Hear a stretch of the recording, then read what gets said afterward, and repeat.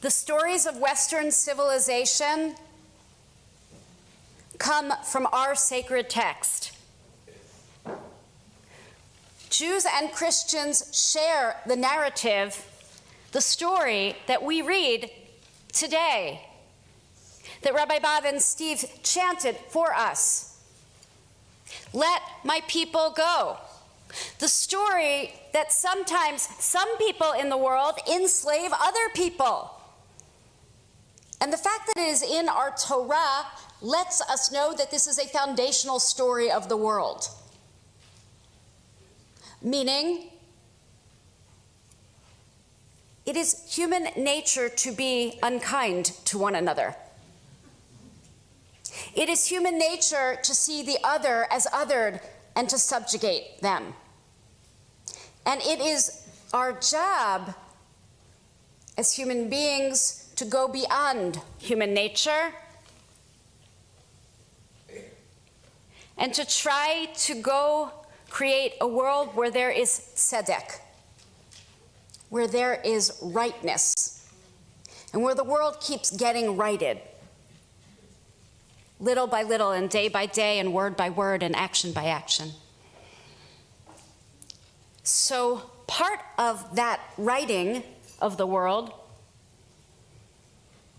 is our continual learning as human beings, as Jews, as members of this community.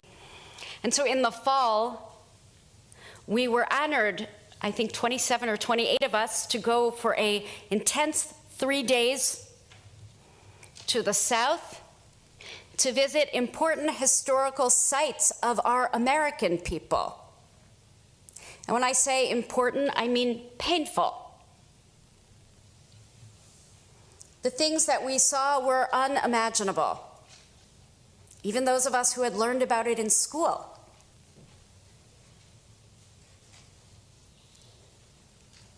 The narrative that says, "Let my people go so that they can then serve me God," is present in your life, in your heart. It's what you say at the Seder. It's what we live as Jews. But what we know after the Yetziat Mitzrayim, after we leave Egypt, that was only the beginning of the story. The story of the Jewish people leaving Egypt and leaving slavery continues, even till this day. But really continued through that whole Dor HaMidbar, the generation of the Midbar, of the desert, the going into the land of Israel, the establishing new places and new ways to live. The legacy of slavery is hard on people, and we still live it today from thousands of years ago. So of course, those who lived it just 100 years ago are still living it today. It was an eye-opening experience for all who were there. We'll all keep reading. Many who were there are sharing just a glimpse, a paragraph of what they began to learn. Of course, they went because they're already learners, and there are already people who want to learn about this. We've asked them each to write a paragraph. Some wrote more, some wrote less. We asked some to speak less. And we're excited to hear your eloquent words. This is about what changed in their hearts, not just their minds. It's my honor to bring up our director of programming, Emily Kovic, who arranged this beautiful sojourn for us. And for all of our speakers, we have a large print version of it, of your words up here for you.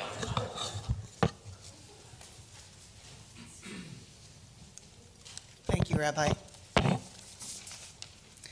Good morning. Good morning. Shabbat Shalom. I'm so excited. I have been so excited about today. First of all, because I'm getting back together with a lot of the people who are on this trip with us. And I'm getting to hear everyone's reminiscences. I took the opportunity, in case you didn't notice, to put some of my reminiscences in the most recent bulletin. So if you have a chance, take a look at that. This trip was literally life-changing for me. I felt veils were being ripped away from my eyes to allow me to see things in a different way that I might have previously taken for granted. All of the places we visited on our trip served or attempted to immerse us in the experience of inhumanity of a people that unfortunately still exists today. It also showed us stories of such awe-inspiring bravery, I can never forget them. You will now hear from my fellow tripmates about what most struck them. Thank you for being here and helping us celebrate the legacy of Martin Luther King in this way. I will first read the impressions of Alan Medvin and Harriet Cass, who are out of town and couldn't be here today. So this is in their words. We found the trip as a whole to be profoundly memorable and at times emotionally overpowering. It would be easy to say quite a bit about what we took away from every single stop we made, but here are two things that stood out. We were privileged to see Reverend Senator Dr. Raphael Warnock preach at the Sunday morning service at the Ebenezer Baptist Church in Atlanta. And aside from that, what really resonated was the feeling of sheer joy that permeated through the entire congregation during that service. It was addicting. On the other extreme was our visit to the Legacy Museum, an adjoining lynching memorial in Montgomery. By the way, the lynching memorial design was inspired by the Holocaust Memorial in Berlin. It was at these venues when the full horror of lynching truly hit like a punch in the stomach. One of the things we learned was how easy it was to provoke a lynching. As an example, was the 14-year-old black boy who had the temerity to pass a note to a white girl. Another thing we learned was that lynchings were not necessarily a spontaneous reaction from a mob, and often took place with the knowledge and consent of law enforcement. We saw a front-page story in the daily morning newspaper about how a certain prisoner jailed in the local police department would be released into the arms of a waiting mob at 4:30 p.m. that afternoon for a public lynching. Let that sink in. You're next going to be hearing from Linda Oppenheim.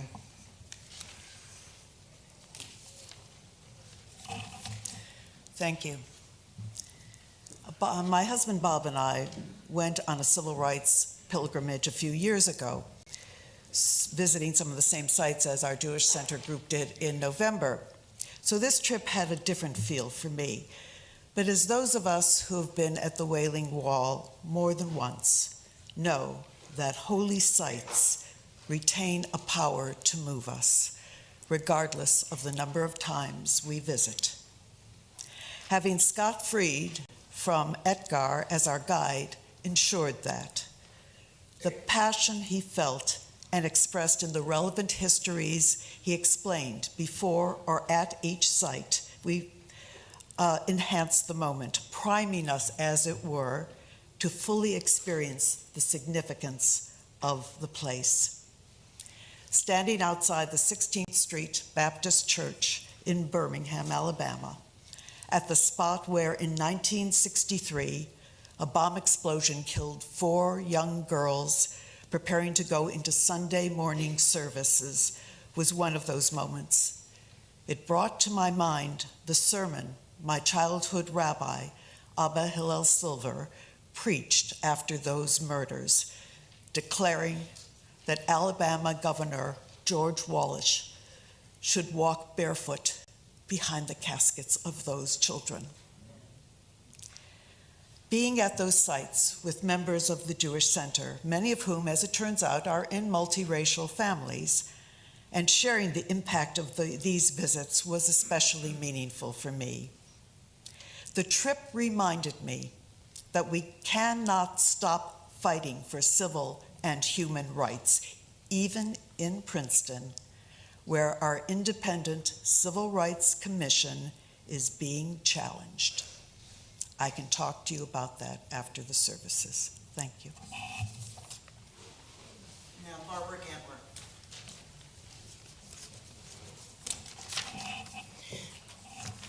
Our trip began just a short while after October 7th.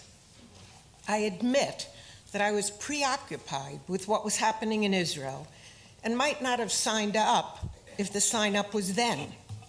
I was worried, angry, and focused on what was happening to my people in Israel and here. I was truthfully not feeling the nonviolent vibe so much. That changed, not so much the nonviolent part. And my heart and brain could not help but respond to what we saw and heard. Of course, I had lived through the civil rights years at a distance, and certainly felt I had a reasonably good basic knowledge and emotional connection. However, these memorials and museums and the amazing people we heard were on a different level. The Lynching Memorial and Justice Museum were particularly impactful. To be trapped when all humanity and justice had disappeared was inconceivable and yet conceivable.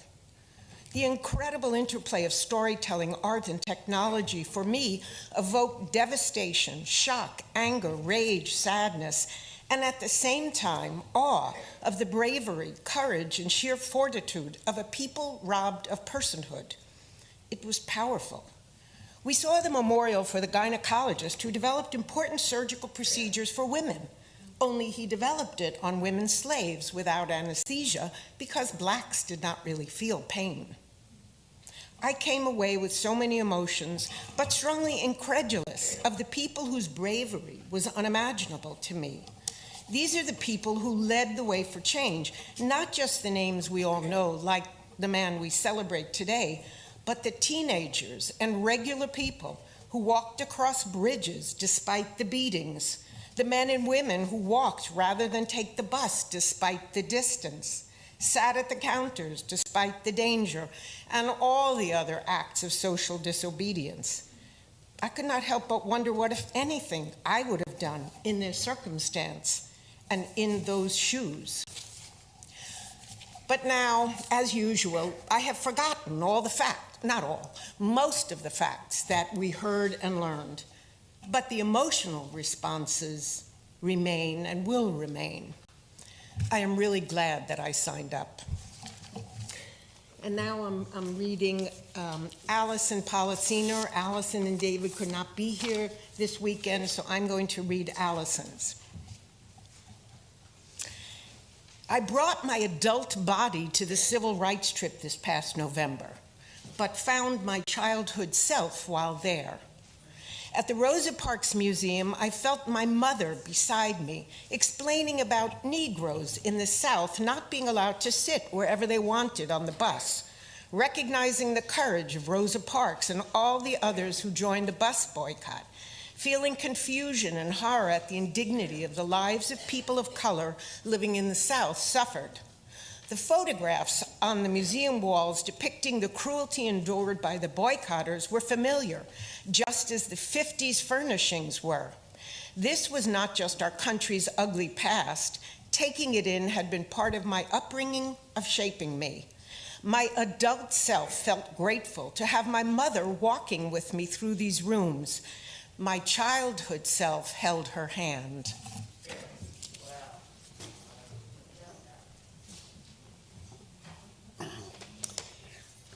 This is from David Policiner, who's somewhere with Allison Policiner.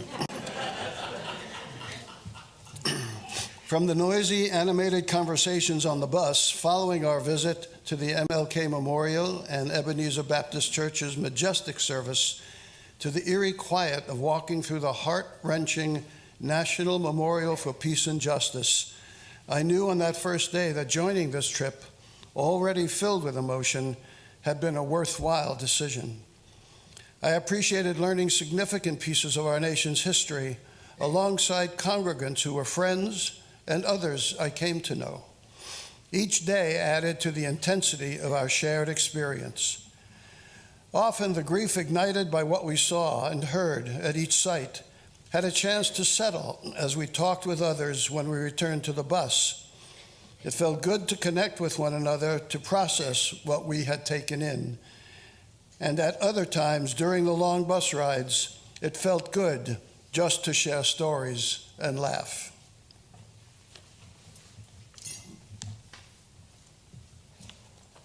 I'm Ellen Pristek, and I was lucky to have participated in this. As a student at Hunter College during the civil rights movement of the early to mid-'60s, I wanted very much to participate in the marches and protests occurring in the South. I begged my parents to let me get on a freedom bus so I could have an impact on the movement. My parents were adamant about not journeying down south, and I was never allowed to go. I always regretted their decision, although I understood why they made it. When I saw the proposal for the TJC civil rights trip, I knew immediately I was going to participate. I would finally be able to visit the places where history was made. I was not disappointed.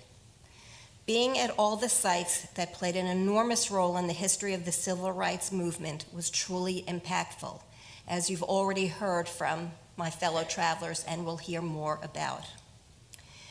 One of the many highlights of the trip was walking over the Edmund Pettus Bridge in Selma and visiting with Linda Blackman Lowry, who, as a 15-year-old, participated in the 1965 Selma Voting Rights March and was brutally beaten.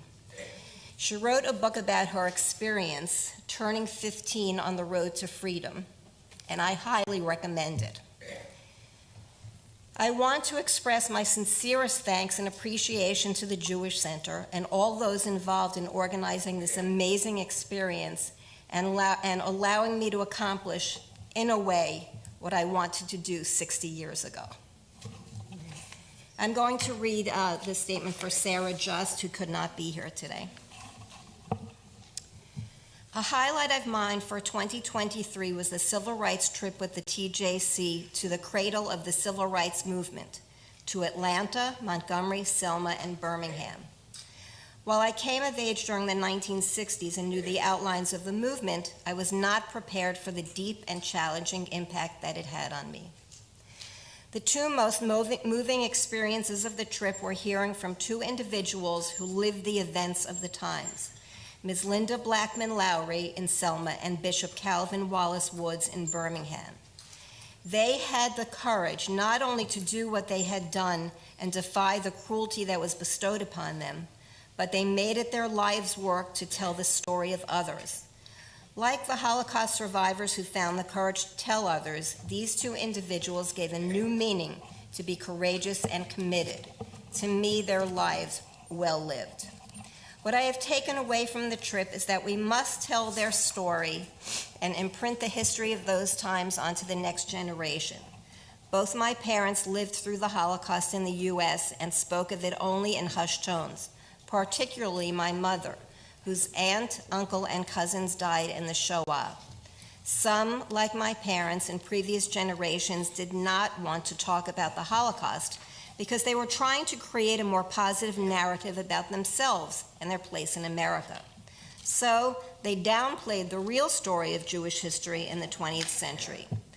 In the same way, there is a movement afoot to downplay the history of racism and Jim Crow in the name of celebrating America. What the trip did for me is to reinforce the power of truth-telling, of not looking away from the horrors of history, but discussing them forthrightly, even when they don't reflect so well in our country. That is what Ms. Linda and the Reverend did for me. They are telling their story rather than letting it be forgotten or buried in the name of patriotism. I believe that the mantle for my generation is to pass on to the next generation the real story of America, both the greatness of democracy and the lasting horrors of racism. I thank the TJC for the extraordinary opportunity of sharing this trip with congregants who are now friends. And I hope we can get together to educate the next generation.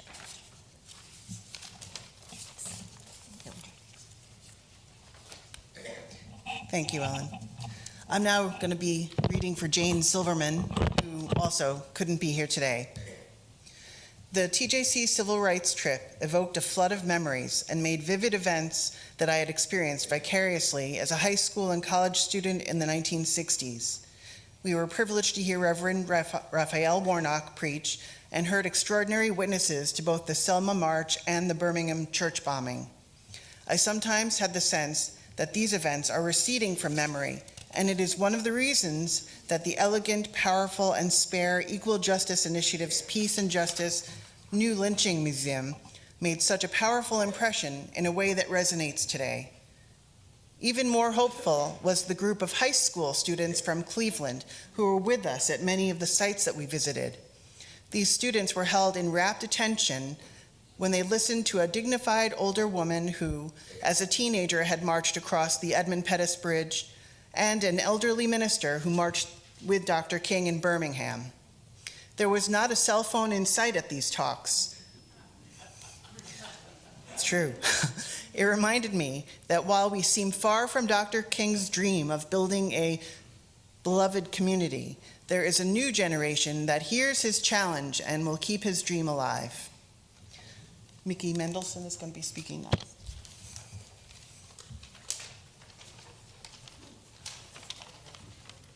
It was hard for me to write something to describe my feelings about the civil rights trip. It was a wonderful trip, so meaningful, so educational. But what could I say that other people on the trip hadn't already said?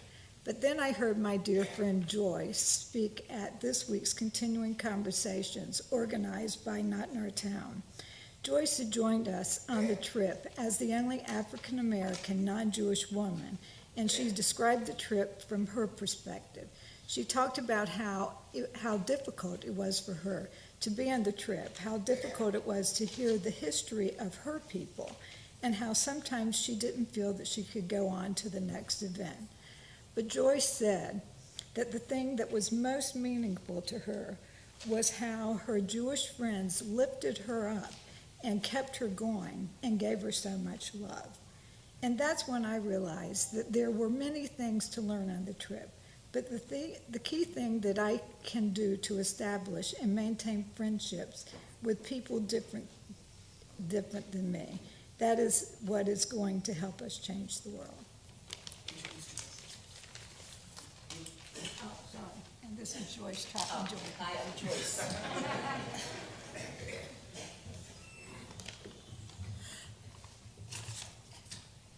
Thank you.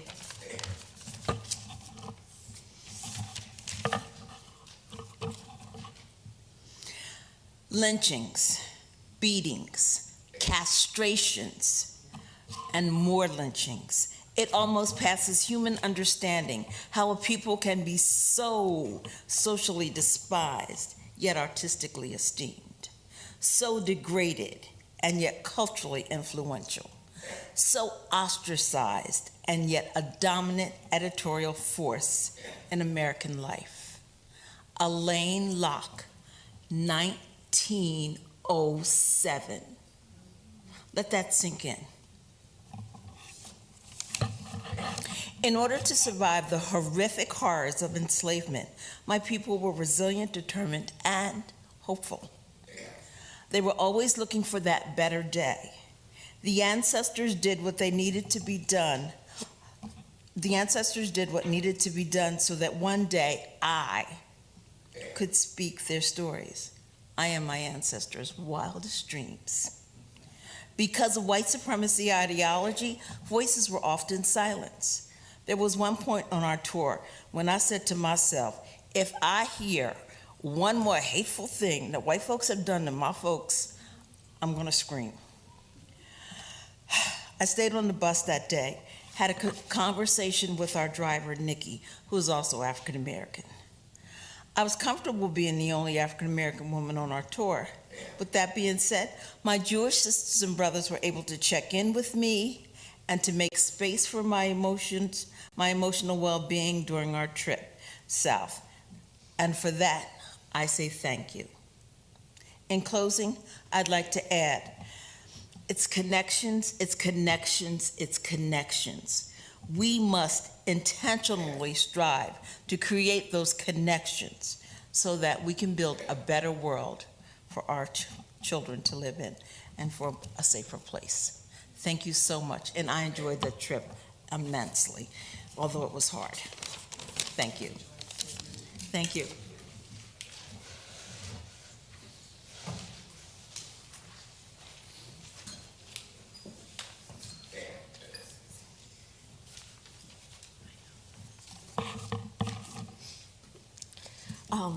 I'm Susan Green, and over the course of many years, I've collected the paintings of folk artist William Clark. He was born and raised in rural Virginia, and his work tells the stories of his life and the lives of those in the African American community in which he lived. His paintings depict tobacco farming, funerals, baptisms, and tasks of everyday life. Since returning from our trip, I find that I view these paintings from a very different perspective. I now think about what's behind the scenes. When I look at the funeral procession, I wonder if the deceased was a lynching victim. When I look at the baptism, I anticipate the injustices this new life will experience. When I look at the picture of the woman hanging laundry, I wonder if it's her laundry she's really hanging. And when I look at the picture of the two farm workers walking companionably down a deserted road, I wonder if their journey will be a safe one. But despite the darkness of the untold narratives that I now see, I feel I've gained a much deeper appreciation and added a dimension to the paintings that I have always loved. Our civil rights journey has given me this gift and so much more. Corey Langer.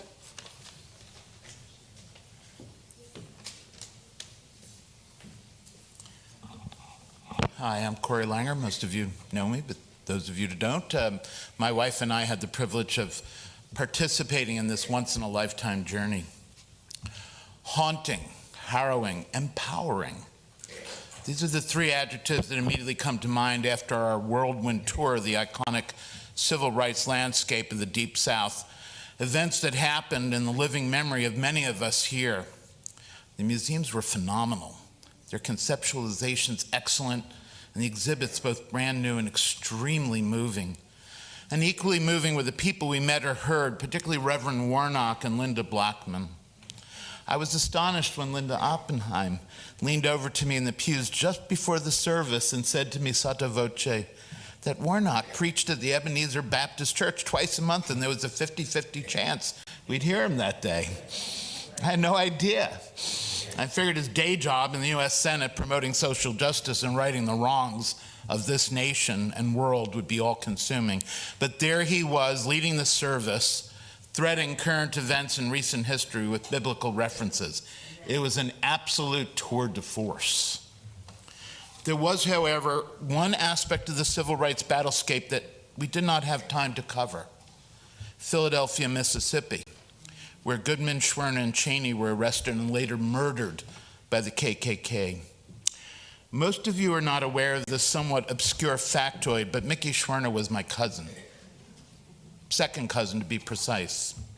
My maternal grandmother, Mary Lerman Frank, and his paternal grandmother, Rose Lerman Schwerner, were sisters. My grandmother was the next youngest of 14, and his grandmother amongst the oldest, so Mickey and I were 18 years apart. His ghost and legacy have sort of hovered over my family, and this was one of my motivations for participating on this trip. Even though we did not make it to Mississippi, every single museum we visited featured their photos and put their martyrdom into context. Two facts, one uncomfortable and one empowering, were apparent. It was the involvement and deaths of white Northerners like my cousin and Andrew Goodman that catapulted the civil rights and racial justice movement into national attention. Had it been Cheney alone who had been murdered on the backcountry roads of Philadelphia, Mississippi, his death, unfortunately, like the thousands of other black individuals who were lynched or shot, would have probably sunk into obscurity. But Nat Schwerner, my mom's first cousin and a very successful businessman, was tenacious. He had friends in high places, and he and others put pressure on the White House and Congress to find the missing men. The Voting Rights Act, which the current Supreme Court sadly is trying to gut, was passed just 1 year later. Secondly, Schwerner and Goodman epitomized a guiding precept of Judaism, tikkun olam, our drive to mend the world. It's woven into our consciousness. Justice, justice, thou shalt always pursue, even when it puts our lives and the lives of our loved ones in danger. God knows the world is in need of repair, certainly then, but just as much, if not more so, right now.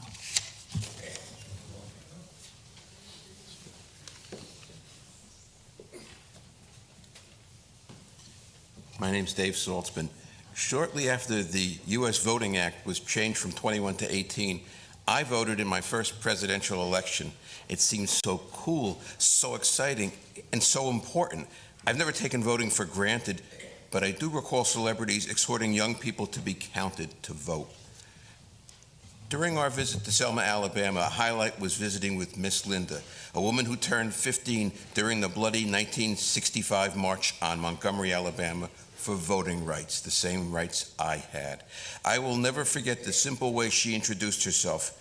I was jailed several times before my 15th birthday, but I have never hurt another person, hit another person, stolen anything, taken anything.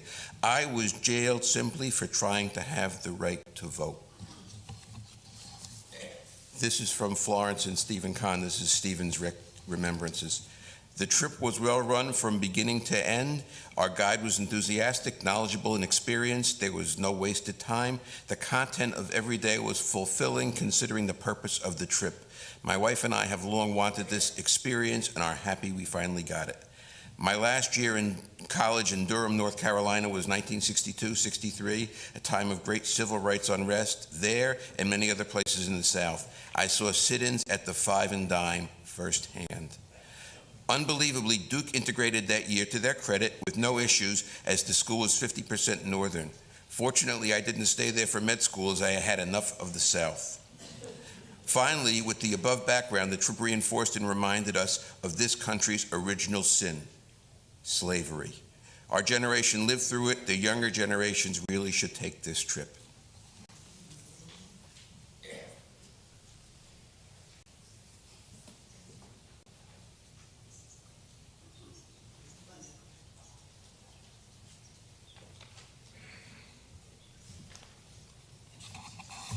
Hi, I'm Glenda Mendelson, and I was the last person to sign up for this trip. And I'm so thankful to Emily for her perseverance in working with me to sign up for it. So I am reading Mickey Serap's, what she wrote. She cannot be here today. I am loath to add something that others are already saying. However, for me, it was a powerful experience. I grew up with parents who narrowly escaped the Holocaust and embraced the civil rights and anti-war movements during my youth. This trip opened my eyes to the extent of the Holocaust visited on Black people in America. From our foundation to the present time, my awareness is greatly expanded and is starting to know a bit more of what I did not see.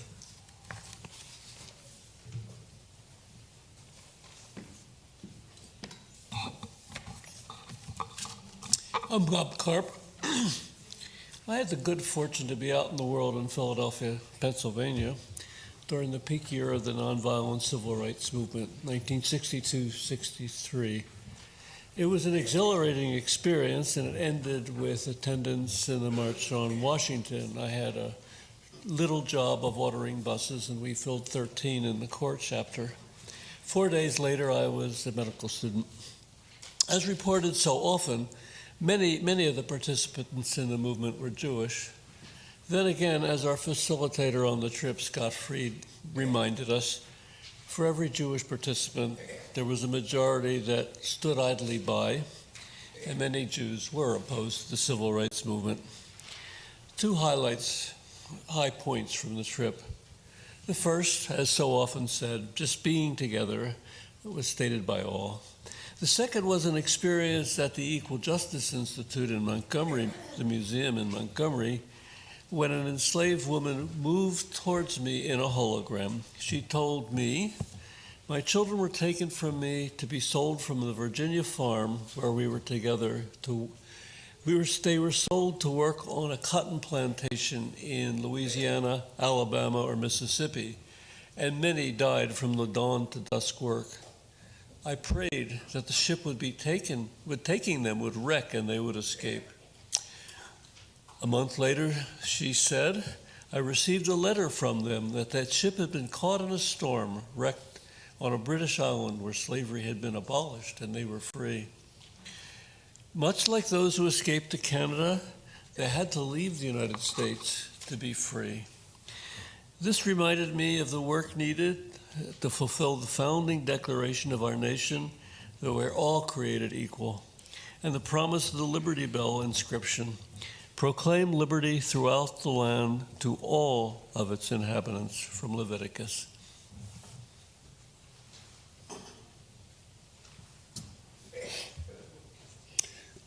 I'm Lou Gantwork. For me, the trip was exceedingly emotional. I've put together the flyer that has been distributed to try to provide you with a tiny sample of what we experienced. These images are from our visit to the memorial for the victims of lynching. Take a quiet moment to look at it. Look into it. Think about how you're feeling.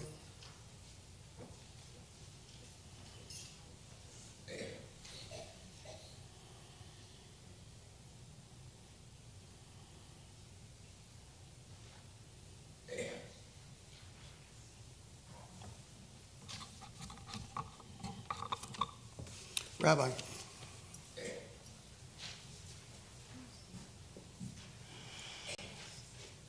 We wanted to end with you looking at something, seeing how it would pierce your soul, how a picture, words could change you as it changed each of us.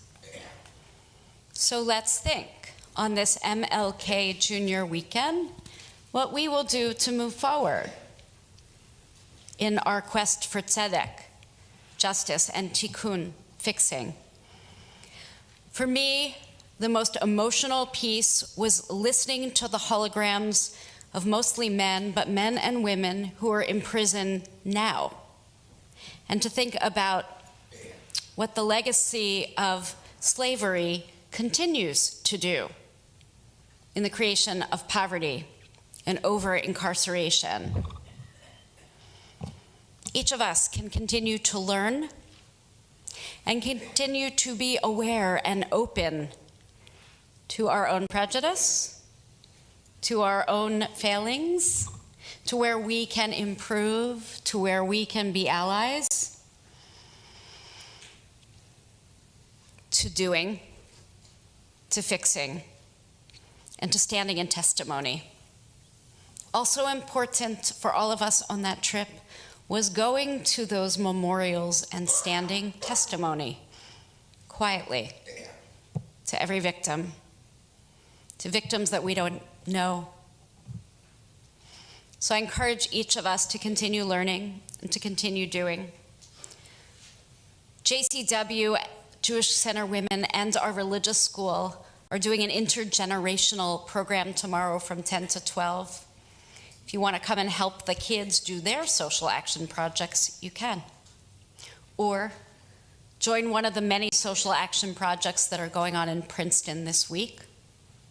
Monday night, you can go and join as Avi participates in the MLK Interfaith Service at Nassau Presbyterian at 7 p.m. And if you want to keep reading, Linda, can you stand up for a moment? Linda will be happy, I'm sure, to give you the long reading list of books that many in our congregation have been reading.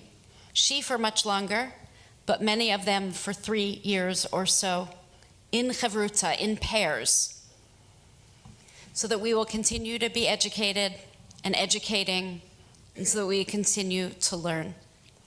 We want to thank each person who came today to a regular Shabbat service and listened to the remembrances of a trip filled with pain, a tiring, intense time, but also a time where many of us at the Jewish Center who did not know each other got to know each other.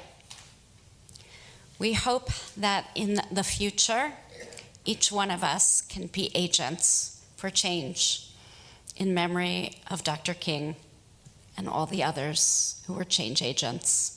Amen.